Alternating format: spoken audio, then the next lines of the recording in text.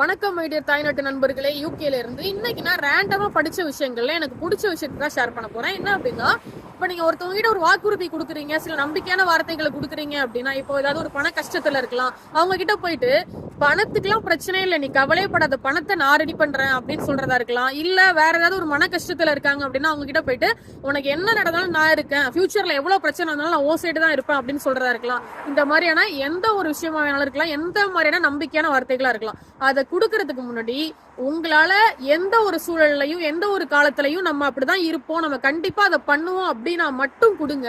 இல்ல அப்படின்னா கண்டிப்பா அந்த மாதிரி நம்பிக்கையான வார்த்தைகளை யாருக்கும் கொடுக்கவே கொடுக்காதீங்க. சின்ன ஒரு கதை ஒண்ணு சொல்றேன்.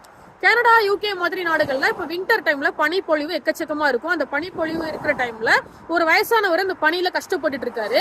அவரை ஒரு பணக்கார மனுஷன் கிராஸ் பண்றாரு. அவர் என்ன கேக்குறாருன்னா, ஏன் அப்படி ஸ்வெட்டர் ஜர்க்கின் எதுவுமே இல்லாம இந்த பனில போயிட்டு கஷ்டப்படுற அப்படின்னு கேக்குறாரு. அதுக்கு அவர் சொல்றாரு, இல்ல அதெல்லாம் இல்லைனாலும் பரவாயில்ல, இந்த குளிருக்கு எதிராக ஓரளவுக்கு போராடுறதுக்கு நான் என்ன பழக்கிக்கிட்டு இருக்கேன் அப்படின்னு அவர் சொல்றாரு. அப்படிலாம் கிடையாது, அப்படிலாம் இருக்கக்கூடாது, நான் உனக்கு ஸ்வெட்டர் எடுத்துட்டு வரேன் அப்படின்னு சொல்லிட்டு இவர் அவர் வீட்டுக்குள்ள பணக்காரரு போயிடுறாரு.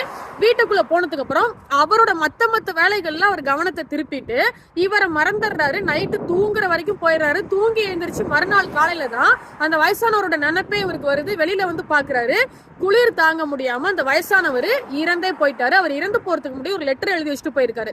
அந்த லெட்டர்ல என்ன இருக்கு அப்படின்னா, நீங்க எனக்கு ஸ்வெட்டர் கொண்டு வரேன் அப்படின்னு சொல்லாம இருந்திருந்தா வச்சும் நான் குளிருக்கு எதிராக போராடுற திறனை கொண்டு இருந்திருப்பேன், குளிருக்கு எதிராக போராடி இருப்பேன். ஆனா நீங்க கொண்டு வரேன் அப்படின்னு சொன்னதுனால அவர் தான் கொண்டு வராரே அப்படின்னு சொல்லிட்டு நான் குளிருக்கு எதிராக போராடுற திறனையே இழந்துட்டேன், முன்னெச்சரிக்கை நடவடிக்கைகள் எதுவுமே எடுக்காம இருந்துட்டேன். அதனால நாளைக்கு நீங்க யாருக்காவது ஒரு வாக்குறுதி கொடுக்குறீங்க அப்படின்னா கட்டாயம் உங்களால பண்ண முடியும் அப்படின்னா மட்டும் கொடுங்க, இல்ல அப்படின்னா டெஃபினட்டா கொடுக்காதீங்க அப்படின்னு எழுதியிருக்காரு.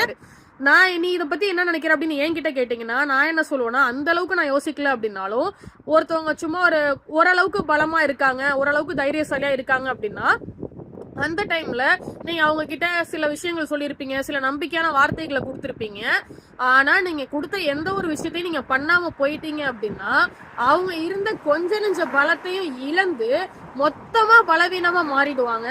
அப்படி நம்ம மாத்திடாம இருக்கணும் அப்படின்னா நம்ம ஒரு வாக்குறுதி கொடுக்கறதுக்கு முன்னாடி நம்மளால அதை பண்ண முடியும் அப்படின்னா கொடுக்கணும், இல்லைன்னா டெஃபினட்டா கொடுக்கவே கூடாது.